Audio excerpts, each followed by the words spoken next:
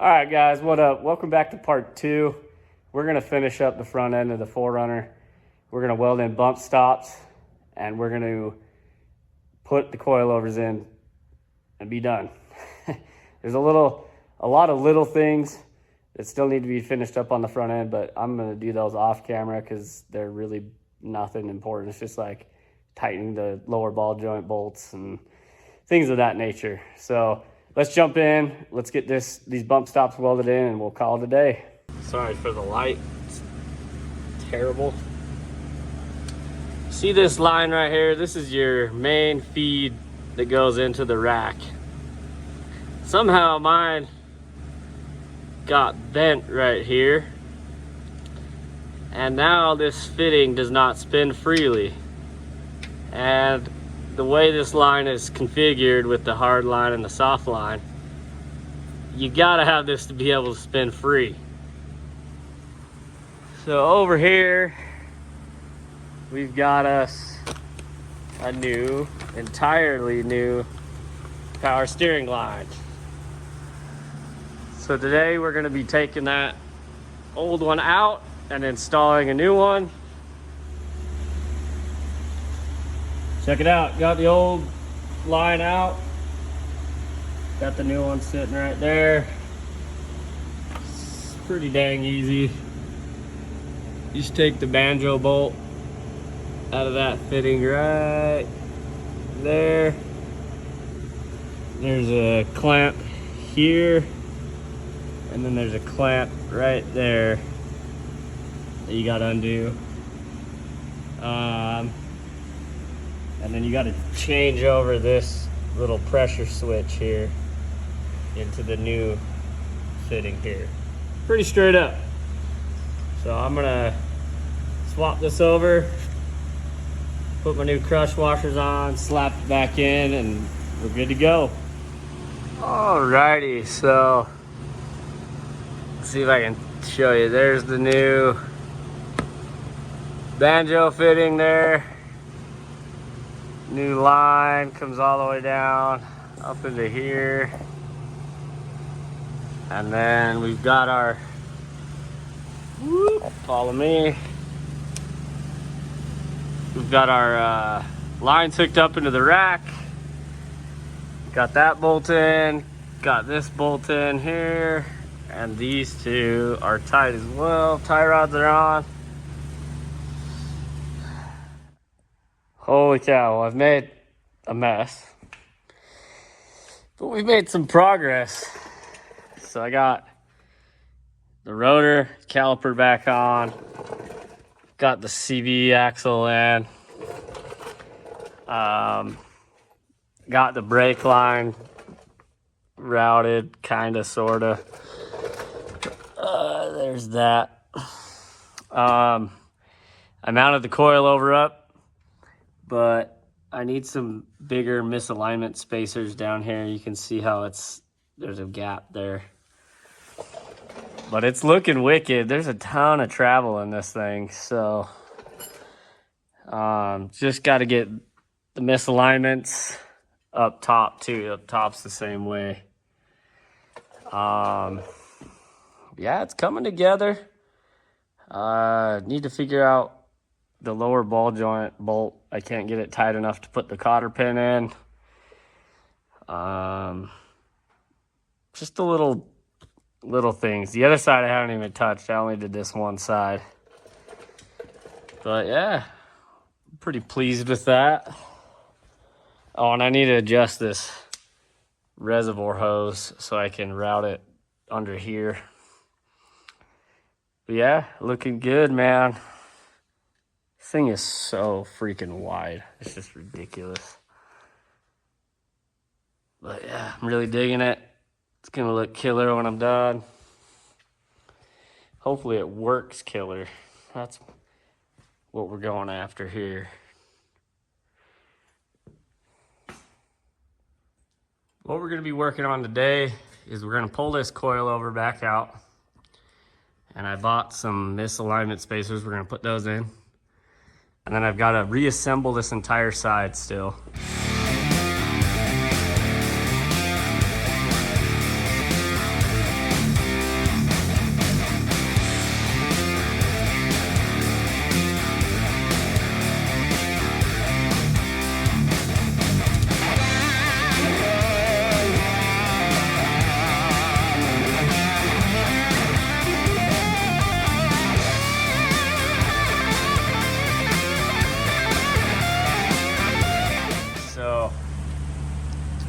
mount this limit strap right there. What I did is I jacked this up and just kind of made sure the CV wasn't binding and all that stuff, because these straps are going to stretch up to an inch possibly. So I didn't put it at full droop. And then there's some adjustability in this like clevis here. So I set it all the way to the top. That way I can suck it up when it stretches out. Readjust my limit strap. It's just gonna sit kind of like that and then mount to that bracket. So I'm gonna go ahead and get that all welded up and go from there.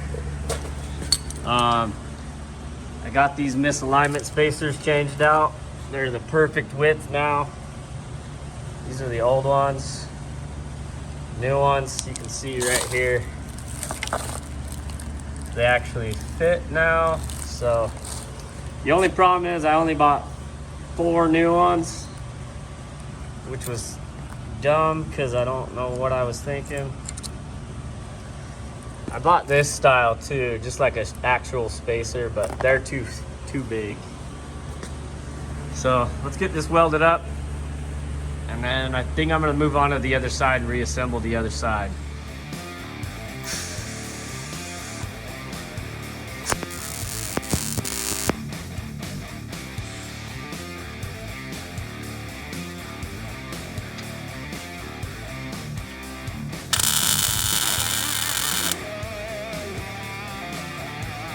Come on.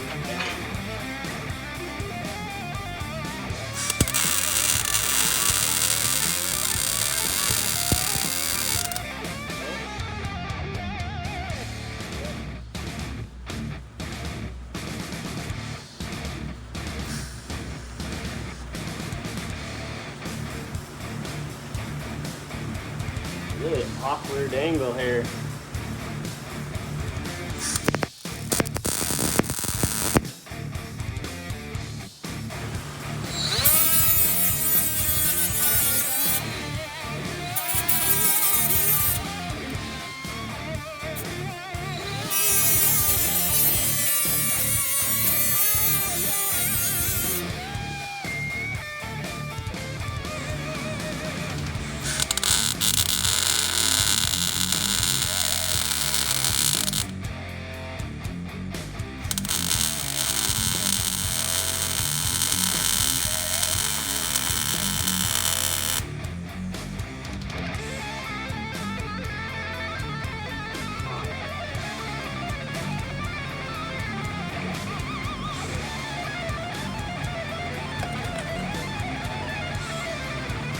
Sweet.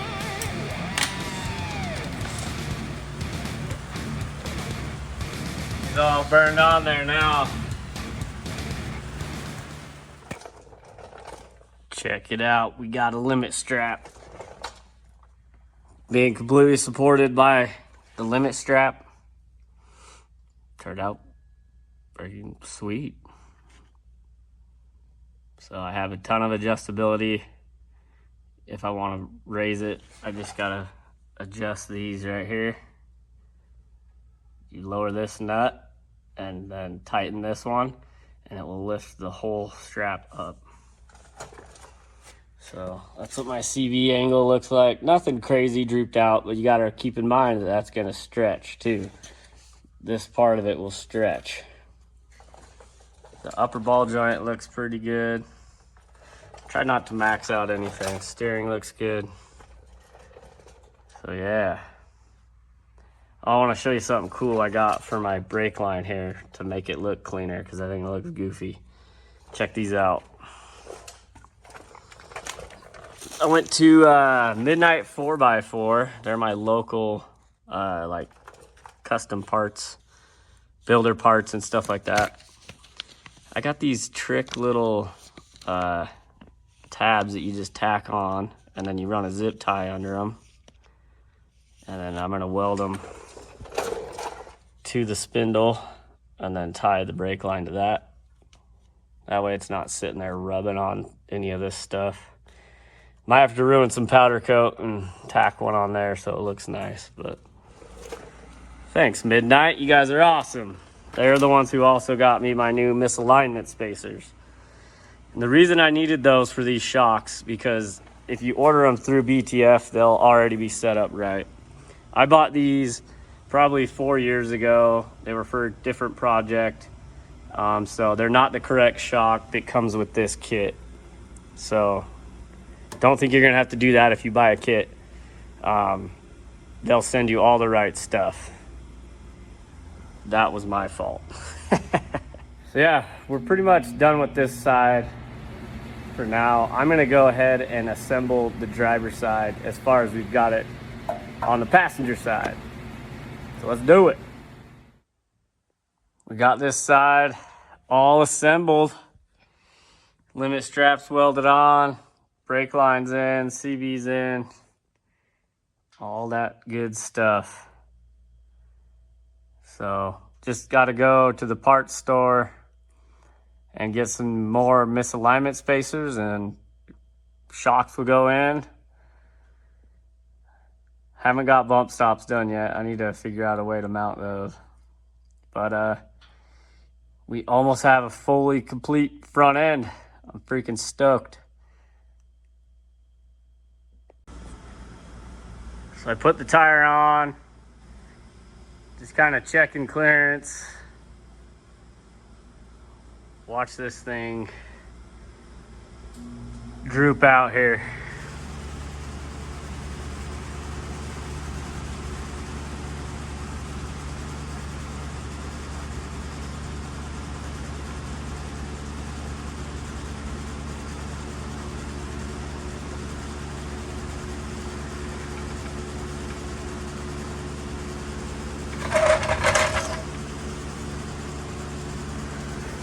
Pretty crazy. Definitely gonna be having to cut and tub up here for sure. Maybe the bumper. I don't know. All right, guys, so check this out. What I've done is I disassembled this coilover. You can see it in here. And I jacked this up so I can mount, or I can get a measurement for bump stops to see if I need to trim anything. So I'm thinking I'm just gonna cut this fender right there. That gives me 3 inches there. And I want 1 inch of shock shaft showing here. There's 2 inches right now. I have 3 inches to cut out here, so that will work very good. I am gonna go glass fenders eventually, but for now we're just gonna trim these ones. So now I can jack this up to 1 inch of shock shaft showing and get my bump stops mounted up. And she'll be tucking super hard. That 35 looks really big all of a sudden. Huh, Ben? What do you think? I want to show them what I'm gonna do. Oh, let's check it out.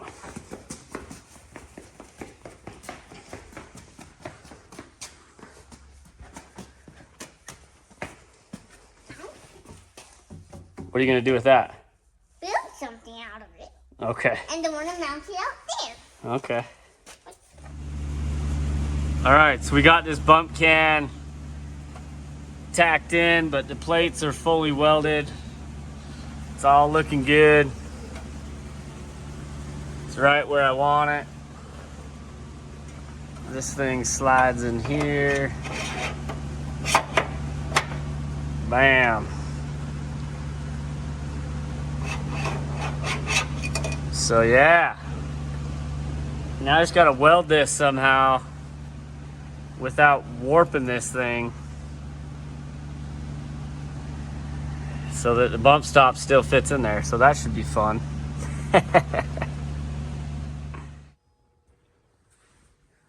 Check it out, full bump. Got the can all welded in. Turned out pretty sweet.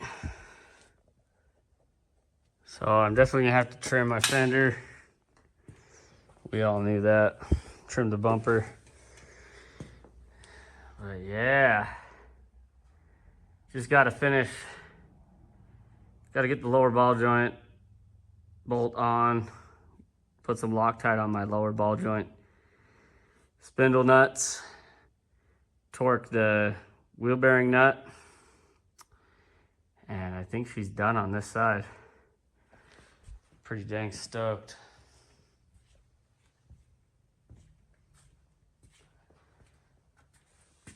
So she lands nice on the bump pad, a little far over, but it's the only place I could get it to fit. And get some nice weld all the way around it, so it'll be fine.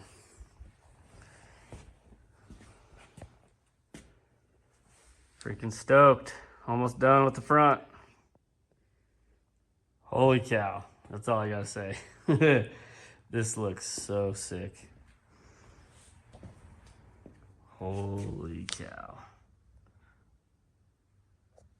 That needs a little fine tuning, but I got that all mounted.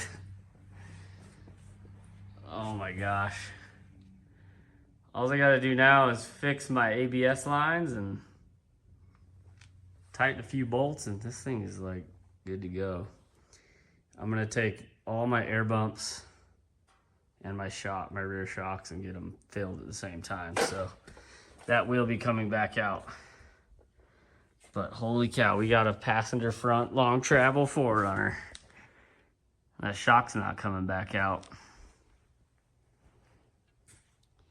After thinking about it for a few weeks, I'm gonna have to change those. They're gonna have to go higher. All right, so driver's side's almost all the way buttoned up. Got that bump stop welded in there. So the front is pretty much done. Just gotta set it down and figure out ride height. But man, stoked to have this done. It's taking me way too damn long. I just spray painted this, so I'm waiting for it to dry so I can hang my reservoir. And once I know it's all good, I'll take the plastic off of them so it looks good. But yeah, just did the same thing on this side. I did take that shock apart, jacked it up till there was 1.5 inches of shock shaft showing, and then just tacked it up. Got her all burned in. So yeah.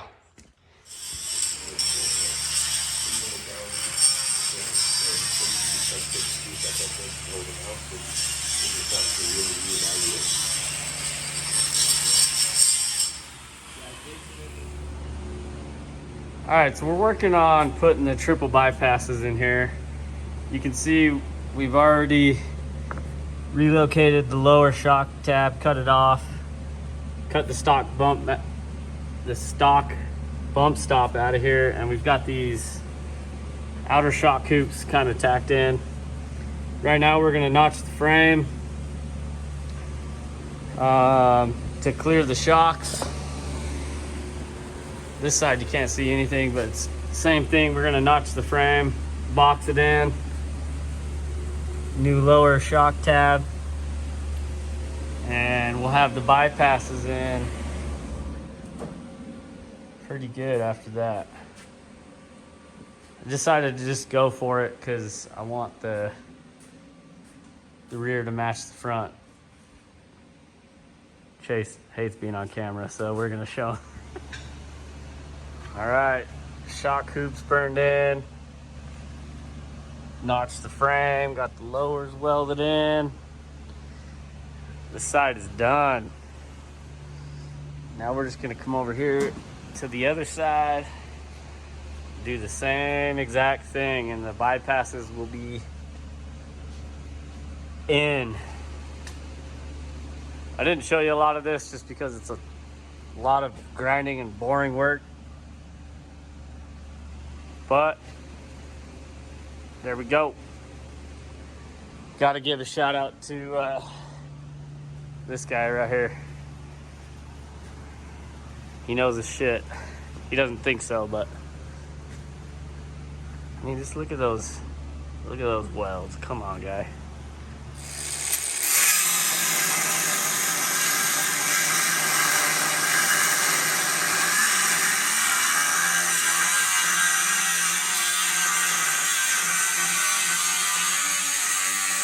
Yeah. Let's talk about the rear real quick. I didn't show you very much of that. So I got this outboard shock hoop welded in. We did notch the frame to clear the shock when it droops out. So that turned out really nice. And then we welded a new lower shock, excuse me, a new lower shock tab down here for the triple bypasses. And same on this side. It's gonna be a little darker over here, but yeah, we got the shock hoop, got the frame notch, lower shock tab. All I got to do is figure out how to put bump stops on this for the rear. Normally I cut the factory one out, but we had to put such a big notch because I ordered the bypasses in the wrong configuration, and I don't want to spend money on new ones. So we're gonna have to mount them further back, which lands the pad like right where all this nonsense is. So might have to get rid of the e-brake, reroute my brake lines on both sides, and fab up some bump pad here so we can mount our bump stops. And then I'm gonna have to do limit straps, but I think I'm gonna run a strap from like inside the frame here to the lower link. They make some really cool clamp on limit strap holders. Let's see, I got for the rear, I got these 2.0 by 2 inch stroke locked off road bump stops. They are massive. And then I got a bump pad kit, bump stop mount frame thing. I'm out of words. But yeah, these things are massive, so that should be fun to stuff in there. If you don't know, we're putting these in. These are a 12 inch, 2.5 triple bypass shock. And where I goofed up is I should have put the reservoir on a hose, so a remote reservoir. And then all these tubes should have been, sorry, this is hard to do one-handed, on this side, facing toward the front of the vehicle. My tire does rub a little bit there, so we lost a little bit of up travel because I didn't want it to rub. And I put a 2 inch spacer on there, so I learned. I won't do it again, but it'll work for now. Super stoked I stuffed this in there. And I didn't show you very much of that because I had one day where my buddy was coming over to help me do all this, and he didn't really want to be on camera, and I'd much rather get the work done, so I'm sorry about that. Yeah, I just got to put the springs in. I got to figure out bump stops because I don't want to destroy those. Here's the old Bilsteins I took out. Quite the difference between the triple bypasses and the 5100s. So we got it all wrapped up. Here's the driver's side. ABS lines all hooked up. All nuts and bolts checked on this side. Everything looks good. Got the resis mounted, straps, bump stops, all that fun stuff. Passenger side, same thing. When you take all the brackets and BS off these ABS lines, they actually fit a 4.5 inch long travel kit. So that's pretty rad. Just followed the zip line or the the brake tie, or the brake line, and zip tied them on there. And then it just plugs in right there. Resi's mounted. On the rear, got the shocks in for now, springs. I gotta still do the bump stops, but it's looking freaking rad. They look so good in there. So yeah, that's where we're at right now. So I'm gonna end this video right here. I'm gonna finish up the bump stops off camera just because I wanna get it done. So that the next video we have is this thing ripping. What's up, Ben? You wanna drive this thing yet, dude? Oh yeah. Hell yeah, brother. Huge thank you to Opt-Off-Roads for supplying me this kit and all the parts that I need. If you want to save 5%, click the link down below, and it helps him out and me out. Also, we got merch too, so if you want to support the channel, check it out. That's linked down below as well. So that's the wrap on the build, the long travel build. So hope you guys enjoyed it. Next video, we're going to be ripping this thing. Thanks for watching.